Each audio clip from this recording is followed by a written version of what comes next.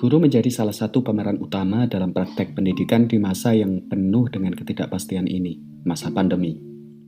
Isu-isu seperti akses teknologi, learning loss, kelas jarak jauh, komunikasi guru, sekolah, dan keluarga pun muncul lebih intens dalam pengajaran selama masa pandemi, menciptakan tantangan, kesempatan, dan harapan bagi para pengajar di sekolah untuk memfasilitasi proses pembelajaran di waktu pandemi dan masa setelahnya nanti. Di bulan pendidikan ini, para guru hadir di episode khusus Papan Tulis, membawa obrolan, membagi pengalaman dan perspektif mereka di sekolah tentang pengajaran dan pembelajaran saat pandemi. Berbagi narasi untuk para pendengar Papan Tulis. Assalamualaikum Kak David. Halo. Waalaikumsalam Mbak. Halo, ya masuk. Gimana Mbak? Ya gimana nih kabarnya? Apa kabar Mbak Uri? Alhamdulillah sehat loh. Kak David gimana kabarnya nih? Alhamdulillah, kabar saya sehat juga nih Mbak. Ya. Oh iya, by the way mau tanya nih Kak, boleh nggak nih? Saya mau nanya Boleh, sama Kak David, nanya apa nih boleh Mbak nggak? Uri? Ya, karena kan saya tahu nih ya, Kak David ini adalah salah satu calon guru penggerak. Jadi saya mau nanya nih pengalamannya. Iya. Tentang ini sih, apa ya, pengalaman PJJ yang bukan hampir lagi ya, sudah lebih dari 1 tahun. Gimana nih pengalaman PJJ-nya, terus juga sekarang apa ya, sebentar ini ya wacananya sih Juli kita sekolah kayak gitu. Nah saya mau tanya dulu nih pengalamannya Kak David selama 1 tahun 3 bulan kayaknya ya, atau lebih deh untuk PJJ ini. Gimana nih Kak? Iya Mbak Uri. Mbak Uri juga guru kan. Nanti saya juga mau ada yang tanyakan nih. Tapi saya jawab dulu Boleh ya. deh. Jadi Iya gini iya boleh Mbak, boleh. Kita saling tentang tanya PJJ berarti ya. kita ini selama boleh ya? Ya boleh Iya lah. boleh. Jadi selama perjalanan 1 tahun ini mengajar jarak jauh, ya pasti ada plus minusnya, ada kelebihan dan kekurangan. Nah, jadi mungkin menurut saya kelebihan selama mengajar jarak jauh ini kita melek IT, bisa dikatakan yang awalnya tidak tahu IT, orang tua yang tidak tahu IT, guru yang tidak tahu IT, akhirnya sekarang mungkin berkisaran dari interval 50 sampai 100%, kurang lebih 80% semuanya guru itu udah menggunakan IT. Artinya keunggulan dari PJJ ini kita sudah membuka mata dunia khususnya Indonesia untuk mempelajari IT itu. Untuk berdampak pada siswanya juga seperti itu. Artinya mereka juga sudah bisa menggunakan IT, gawai, termasuk salah satu lab HP gitu. Namun untuk kekurangannya, nah di sini kekurangannya sangat banyak sekali. Sudah pasti. Pembelajaran, contoh saja pembelajaran di sekolah yang praktikum itu agak sulit, yang harusnya menggunakan seperti kimia, kita menggunakan bahan-bahan kimia, seperti anak sekolah dasar praktik untuk menggunakan listrik dan lain-lainnya. Artinya kekurangannya sangat sulit. Artinya di sini ada kelebihan dan kekurangan. Selain itu juga kekurangannya banyak sekali, seperti kendala sinyal, internet, yang tidak punya handphone. Kendala itu juga dialami bagi masyarakat yang ekonominya menengah ke bawah, seperti itu Mbak. Kalau Mbak Uri gimana nih Iya, kalau dari pengalamannya? penjelasan Kak David tadi ya, Mbak sepakat sih bahwa kita jadi melek IT, tapi dari apa ya? Dari kalau misalnya kita hitung ya antara keuntungan sama kerugian, kayaknya lebih banyak rugi deh seperti itu. Cuman ya mau gimana lagi, kita dituntut untuk beradaptasi dengan kondisi yang ada kayak gitu kan. Terus ya tetap harus peduli juga. Cuma yang memang sangat disayangkan itu adalah anak-anak sekarang jadi awalnya kita tuh anak-anak jadi menghindari ke gadget, ke gawainya, sekarang ya mau nggak mau satu rumah bisa jadi dari misalnya anaknya 1 atau 2 minimal punya 1 deh handphonenya. Nah itu yang sekarang jadi PR besar buat kita sebagai guru, itu untuk mulai menjauhkan lagi anak-anak dari gawai-gawainya itu. Itu sih yang menurut Mbak yang Tapi kemarin terpenting. Sama semangat belajarnya tuh menurun iya, drastis loh anak-anak itu. Gitu loh Kak, mm. kalau menurut Mbak, Mbak. Jadi dari saya iya potong gimana? ya. Saya mengutip kemarin dapat video YouTube dari podcast Mas Nadiem Karim dengan Pak Presiden Jokowi mengenai pembelajaran jarak jauh ini. Memang sih kita banyakannya kekurangan daripada kelebihan. Tapi setelah diceritain dari Mas Nadiem Karim itu, obrolan podcast itu ternyata dari ada dampak bagusnya dari em, em, COVID ini untuk pembelajaran. Kenapa? Karena awalnya yang katanya Mas Nadiem itu awalnya kita tidak tahu seberapa besar jarak antara pengguna IT dengan yang orang wilayah yang tercakup dengan IT itu kita tidak tahu kata Mas Nadiem. Tapi setelah penggunaan karena COVID ini penggunaan IT kita bisa tahu wilayah-wilayah yang bisa tercakup dengan IT, ada yang tidak bisa tercapai dengan sinyalnya seperti itu. Jadi bisa dimonitor gitu. Nah, di situ kata Mas Nadiem dampaknya ada dampak positifnya itu. Memang tapi untuk ke bawah atau misal maksudnya di sini ke targetnya siswa murid, nah itu sangat berdampak bagi kita, bagi guru dan murid. Pembelajarannya tidak efektif, belajarnya tidak semangat dan ada nggak Pak Uri Iya, kira-kira sepakat gitu? Mbak. Iya, podcastnya itu Mbak belum dengar ya, tapi kalau seperti yang Kak David jelasin, Mbak sepakat ada sisi baik dan ada sisi buruknya. Cuman kalau untuk terutama kalau Mbak sini kan ngajar SD ya, kayaknya Kak David ngajar SD apa SMP? Ngajar Oh, SD, nah, kalau anak SD itu ngajar lebih SD enak Mbak. dia, iya, kalau anak SD itu lebih enak tatap muka ngajarnya, dapat feelingnya, dapat bondingnya. Tapi kalau kita lewat handphone itu tuh rasanya garing bener loh kalau ngajar lewat media sosial kayak gitu. Kita nggak dapat feeling dari anak-anak, nggak dapat semangatnya. Oh mereka paham atau enggak kayak gitu.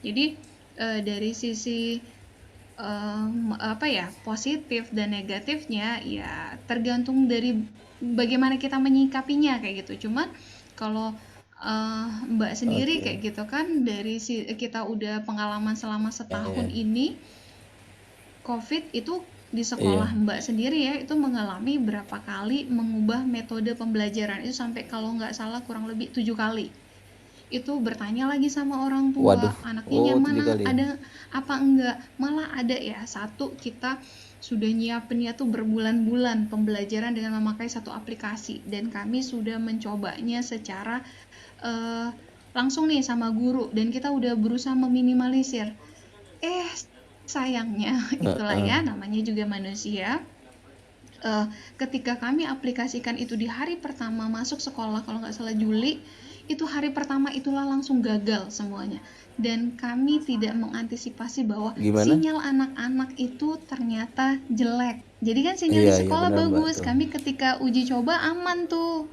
pas di uji coba di anak-anak waduh jelek bener akhirnya udah deh hari itu dipakai hari itu juga kita putuskan selesai tidak lagi memakai aplikasi ini ternyata berat juga gitu sih apa ya salah satu Mbak, iya. pengalaman PJJ lah ya gimana Iya, gini Mbak, kita kan mau apa tahun ajaran baru ini mau buka kelas. Nah, ini yang masih kita tanda tanya besar.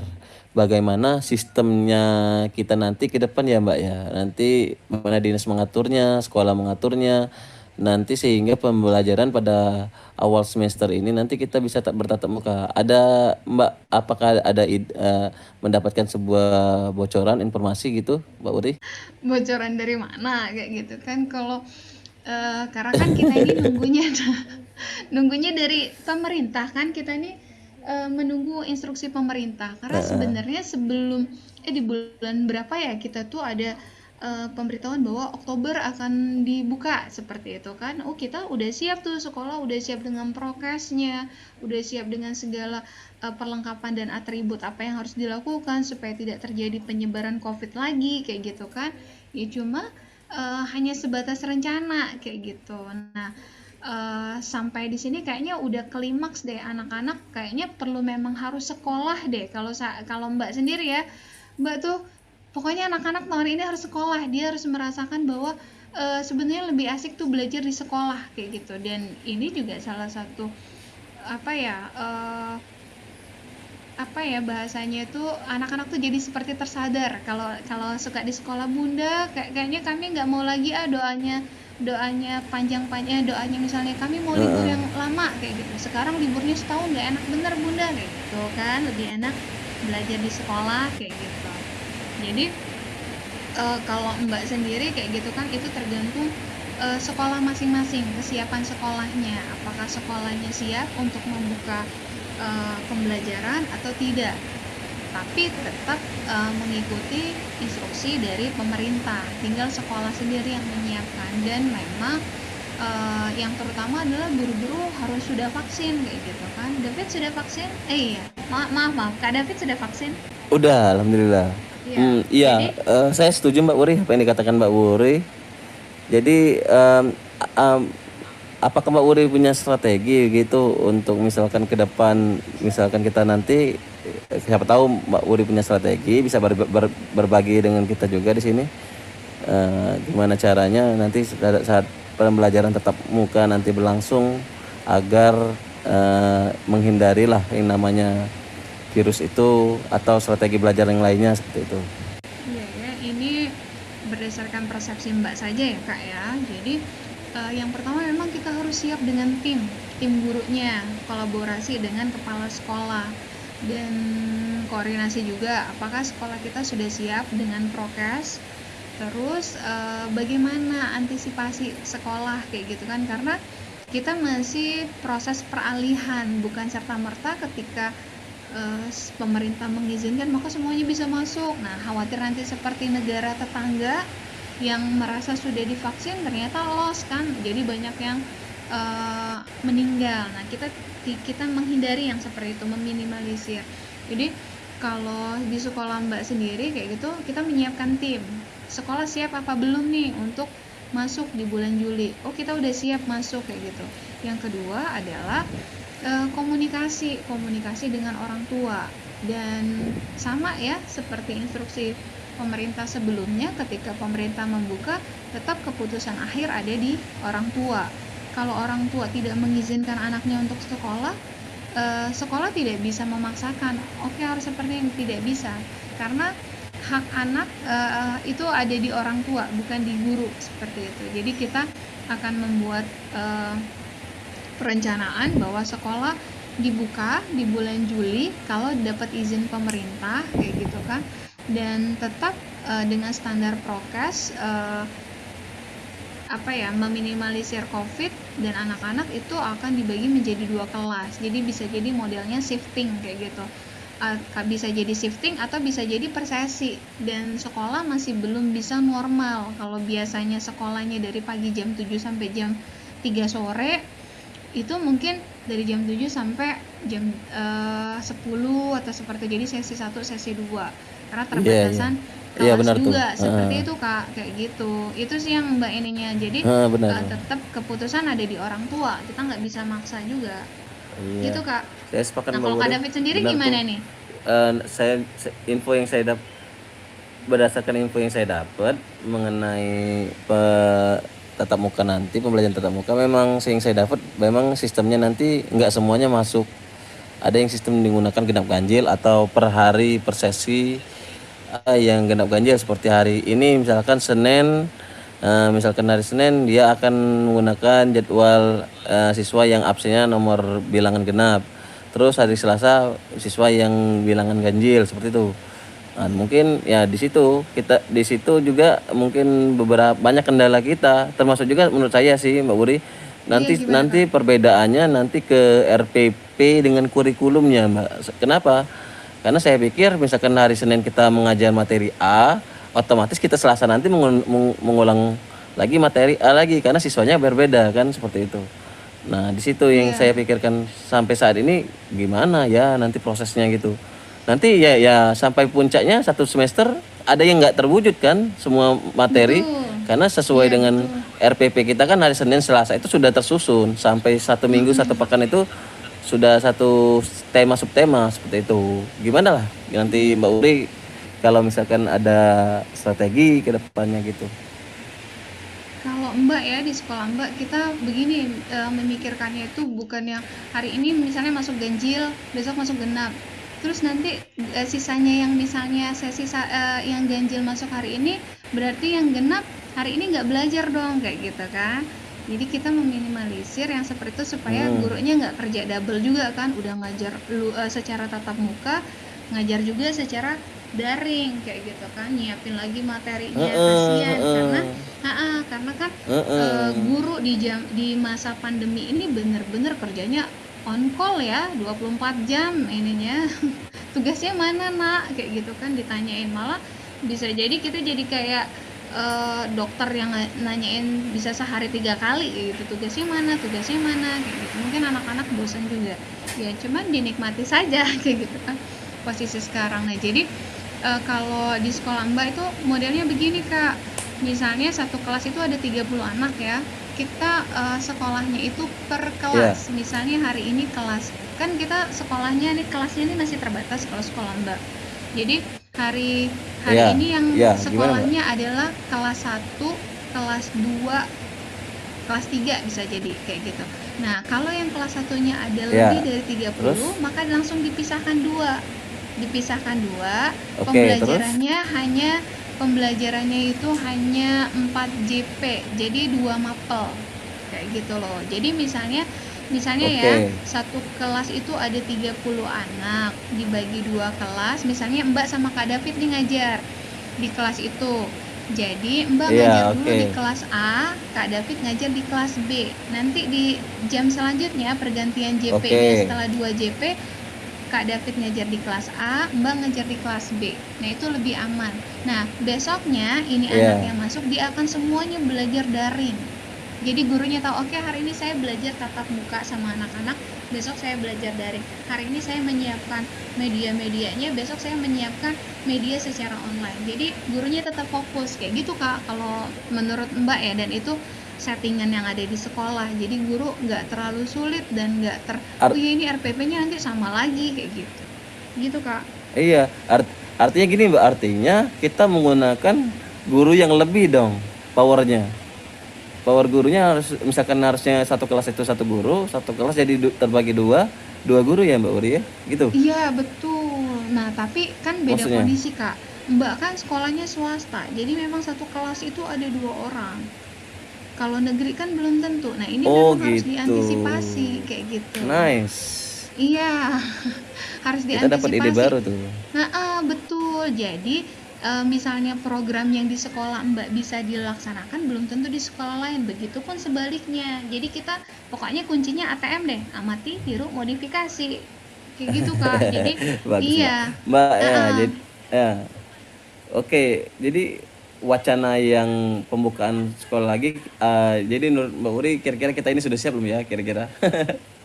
Siap. Saya juga bingung aja jadi kan dengan alasannya. Kalau kita membahas ya, kalau secara wilayah ya mungkin, kalau misalkan se-Indonesia ini gitu, ini kan keputusannya dari Mas Menteri Nadiem Karim. Iya sih ya balik lagi ke pemerintah. Tapi kalau perspektif Mbak pribadi ya, Mbak lebih suka anak-anak sekolah itu lebih menyelamatkan semangat belajar mereka, terus jadi menyelamatkan mereka juga dari ketergantungan gawainya. Lebih banyak sih maksud Mbak tuh, dan ya wallahu alam juga ya, ini kan anak-anak kan dengan imunitas yang tinggi, dan COVID ini kan juga komorbid dan banyak kan yang tua-tua. Bukan berarti kita jadi sombong ya, jadi oke, anak-anak nggak apa-apa terus kita jadi lalai, nggak juga kayak gitu. Tetap aja lihat kondisi, dan ibaratnya kita udah berusaha semaksimal mungkin dan menyiapkan. Kalau Mbak milihnya masuk gitu Kak David, kesian anak-anak. Iya. Nggak tahu kalau yang, tapi Mbak yakin rata-rata termasuk Kak David pengennya anak-anak sekolah kan? Ya, jadi menurut saya kalau misalkan ditanyakan isu tentang wacana pembukaan lagi sekolah ini, saya akan memilih sekolah. Kita Iya, sebagai guru pastilah memilih untuk sekolah. Kenapa? Karena kita sudah mengalami 1 tahun ini berdampak sangat sangat riskan, sangat sangat berdampak sangat sangat besar dampaknya karena tidak sekolah ini, termasuk siswanya ya. Apalagi saya pikir sekarang ini saya memikirkan gimana yang anak kelas 1 kelas TK iya, itu. Kenapa? Karena mereka belajar jarak jauh, tatap muka. Siapa yang mengajar mereka membaca, menulis? Aduh, pusing saya. Nah, di iya, situ. Tapi justru bener. kalau misalkan isu wacana ini pembukaan sekolah lagu di tahun ajaran baru ini akan buka sekolah, saya lebih semangat. Bagaimana nanti untuk menghadapinya itu nanti berjalan sesuai seiringan waktu nanti. Prosesnya bagaimana untuk menghadapi agar kita tidak misalkan anggaplah tidak tertular penyakit COVID ini atau virus ini gitu. Itu kan nanti berjalan seiring waktu itu saya jadi untuk menyepakati wacana sekolah isu pembukaan sekolah ini saya yakin guru se-Indonesia termasuk murid dan wali murid orang tua semuanya sudah siap menerima konsekuensinya itu seperti itu Mbak menurut saya Iya, gimana ya Mbak bener. itu. Iya, sepakat Kak David. Jadi, seperti yang kita bicarain tadi kayak gitu kan, tantangan ya. Jadi ketika sekolah dibuka dengan status kita Palembang zonanya merah atau sudah hitam ya Kak? Saya bukan Merah orang ya Palembang. merah merah Ya, Mbak jadi saya bentar lagi merah putih ya, kayak jadi gitu merah kan. putih Nah, kita iya, merah putih ya. Indonesia Raya kayak gitu kan. Nah, itu kok tantangannya. Jadi kita berharap adalah sekolah masuk nih bulan Juli. Anak-anak kalau di total tidak masuk sekolah itu 1 tahun 3 bulan. Karena kita mulai dari Maret 2019. Ya Tantangan ini juga sebagai kesempatan sih menurut eh. saya Kak. Ya kan? Karena anak-anak di zaman setelah masa pandemi pandemi ini karakter disiplinnya jadi berkurang. Bayangin aja loh Kak David, saya ada cerita lucu ya ketika ngajar daring itu udah mulai buka oke ya jadwal kita jam 10 iya. Nanti udah buka oke ini link Google Iya Meet-nya ya kayak gitu. Iya Bunda, pas Bunda jam berapa ya iya selesainya? Sesuai jadwal ya Kak, jam 11.30 1 jam setengah kan itu. Kenapa Kak? Iya iya Bunda saya belum mandi. Kan lucu. Ya Allah, berarti enak ya belajar sekarang ini jujur ya. anak-anak mandi atau nggak mandi nggak tahu, pokoknya online mereka kan udah siap kayak gitu. Ternyata belum mandi kayak gitu. Itu berubah tuh tantangan terbesar nanti ketika anak-anak kalau menurut saya ya Kak, nggak tahu kalau menurut Kak David kayak mana tuh untuk membalikan kembali nih semangat anak-anak. Justru nanti nih ini pandangan saya ke depan, masa depan. Wih, saya ini bisa menerawang masa depan. Oh ya, Masya Allah, keren-keren. Justru Mbak Uri, Gimana Kak? bukan sirik ya. Justru pandangan saya ke depan nanti setelah kita masuk sekolah ini, anak-anak akan lebih tertib lagi dari sebelumnya. Kenapa seperti itu? Karena mereka merindukan suasana sekolah, terus suasana belajar. Artinya setelah pandemi ini menurut saya dampaknya nanti ada dampak positifnya juga. Kenapa saya berkata seperti itu? Ketika mereka pertama kali masuk kelas, mereka tidak akan yang namanya dulu buat kegaduhan, ribut atau sana sini bermain. Mungkin Iya, ketika mereka betul, masuk kelas betul. pada saat pertama kali belajar, mereka akan melaksanakan suasana baru. Justru di sini akan membuat disiplin mereka lebih, wah, saya kangen sekolah, suasana sekolah. Jadi mereka lebih memperhatikan, lebih menyimak lagi, lebih fokus lagi. Itu menurut pendapat saya ke depan. Oh, bisa iya Itu kalau juga tetap ya, muka Kak. mereka lebih semangat itu. Jadi kayak Mm-mm, euforia sekolah baru itu kayak gitu ya. arti kayak mulai dari nol ya gitu ya. Artinya bisa kita Kita jadi kayak kita iklan itu kita ya, SPBU ramaikan itu ya. tagar. Iya, boleh juga tuh. Kita sepakati ajak teman-teman di sekolah lain kita ramaikan dengan tagar mulai dari nol ya, gitu ya. Iya, Boleh mulai dari tuh, nol ya. mulai dari nol ya. Artinya kita mulai dari nol pembelajaran dari nol semuanya kita anggap dari mereka baru masuk itu. Itu keren tuh. Iya, Gimana Mbak Uri? iya betul Kalau ya. Iya, sepakat kita viralkan sepakat nanti. ya. Iya berarti ya. Iya juga ya.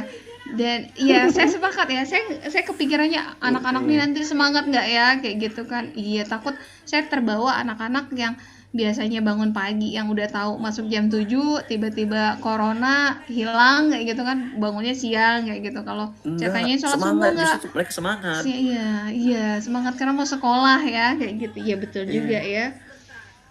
Saya Iya. sepakat, semoga Contoh lah saja Lebaran. Bismillah. Lebaran itu kan setahun satu kali. Sesuatu yang jarang dijumpai. Jadi ketika Ketemu, iya iya. iya betul. Berarti Oke, nih, Mbak Uri, ada lagi ah, nih. gimana? Halo, halo Iya masuk. iya, masuk. Gimana Kak? Halo Kak David.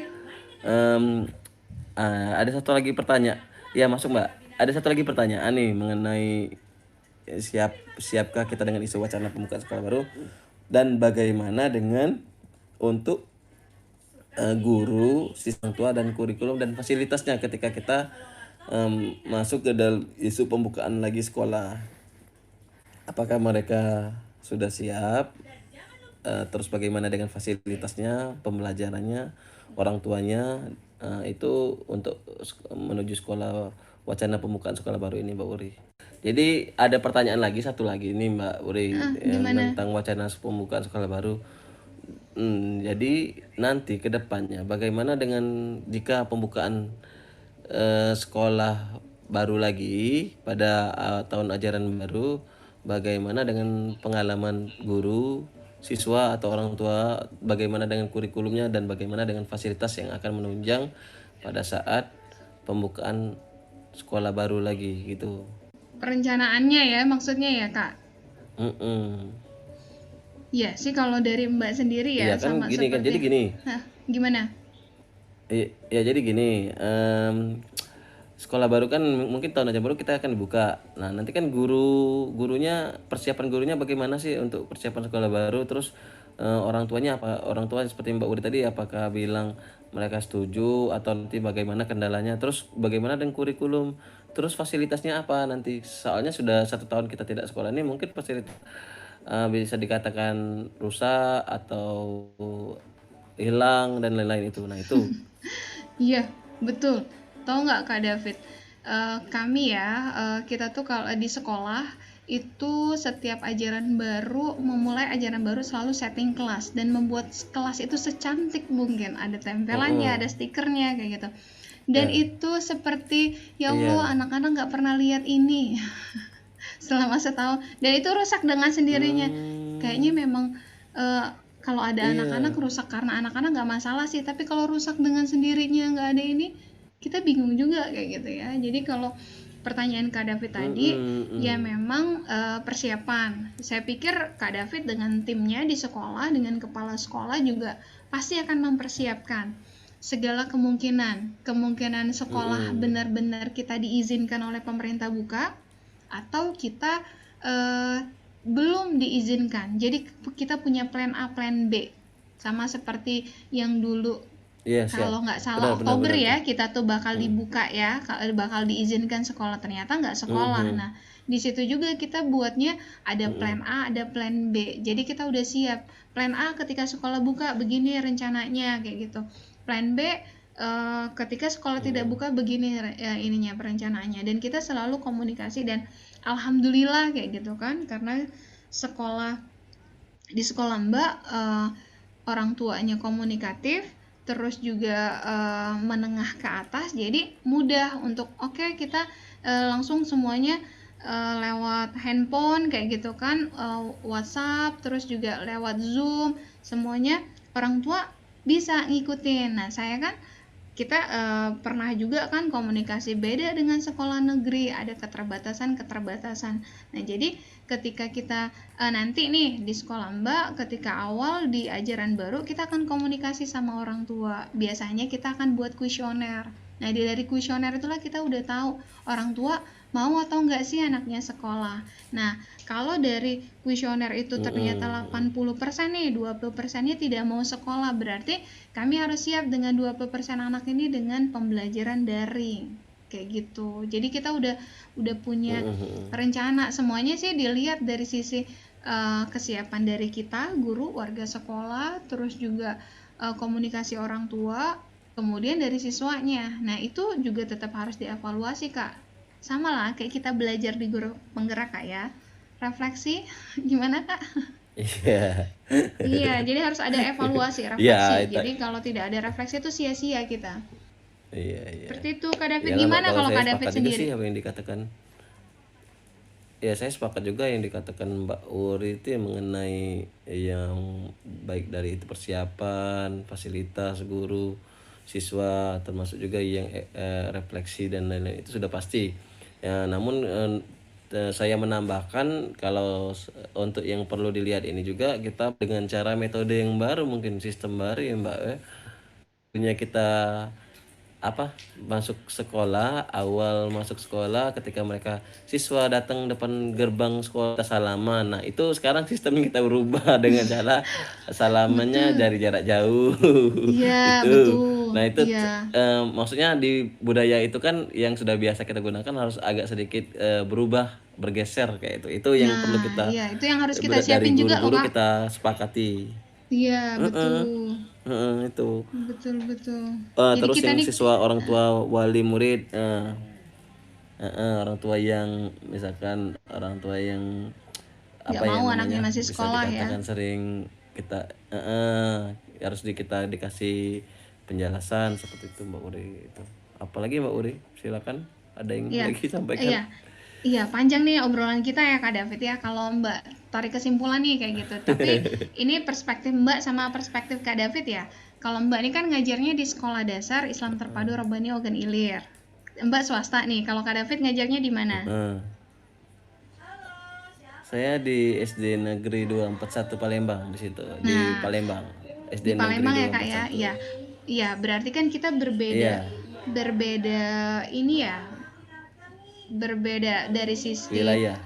wilayah, terus juga kondisi orang tua kayak gitu kan Kak. Kayak gitu. Nah, jadi kalau dari Mbak nih Benar-benar. menarik kesimpulan kayak gitu kan dari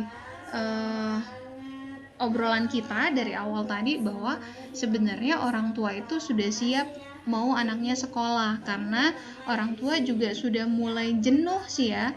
Selain orang tua jenuh, termasuk mbaknya sendiri, guru juga jenuh nih dengan seperti ini. Anak-anak jauh lebih jenuh lagi kayak gitu. Dan kalau pemerintah kalau pemerintah mengizinkan ya kami guru kayak gitu kan lebih cenderung untuk siap dengan sekolah dan kami menyiapkan itu sendiri kayak gitu kan, prokesnya, fasilitasnya diperbaiki kayak gitu. Dan seperti yang Kak David bilang tadi kayak gitu kan, biasanya kita nyambut pagi di depan salaman, oke sekarang kita nggak lagi kayak gitu. Hal yang kecil-kecil itu jadi perhatian kita juga nantinya gitu Kak. Kalau Mbak sih cenderungnya sepakat sekolah dibuka, kesian anak-anak. Kalau Kak David sendiri gimana? Ya, artinya ke depan kita ketika masuk sekolah baru nanti kita akan memiliki beberapa tantangan dan kesempatan. Ya, mungkin tantangan ya yang dengan sistem model baru atau dengan istilah kita namakan apa ya, tradisi baru, budaya baru yang agak sedikit berubah karena pengaruh pandemi. Yang kedua tantangannya kesempatannya banyak juga. Jadi di sini juga kita memiliki kesempatan untuk merubah hal yang baru Mbak Uri. Iyalah yang termasuk tadi yang saya dari awal bilang tadi di bidang IT kita yang awalnya tidak tahu, orang tua yang tidak tahu akhirnya dia bisa menggunakan IT. Ya tidak menutup kemungkinan juga ke depan kesempatan kita, artinya di sini kita tidak sesekalipun kita bisa menggunakan belajar tidak harus tatap muka, menggunakan dengan daring karena mereka sudah terbiasa. Nah itu artinya memiliki kita kesempatan seperti itu Mbak Uri. Sepakat Kak, berarti kita jadi ada peluang.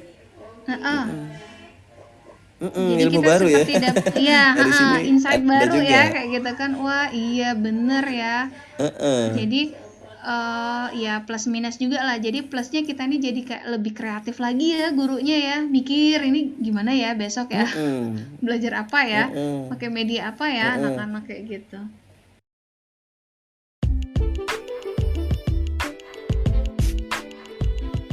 Terima kasih telah mendengarkan dan ikut serta membangun narasi pendidikan yang lebih baik lewat papan tulis.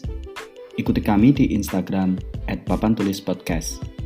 Dan juga ikuti episode-episode Papan Tulis dari manapun teman-teman mendengarkan podcast.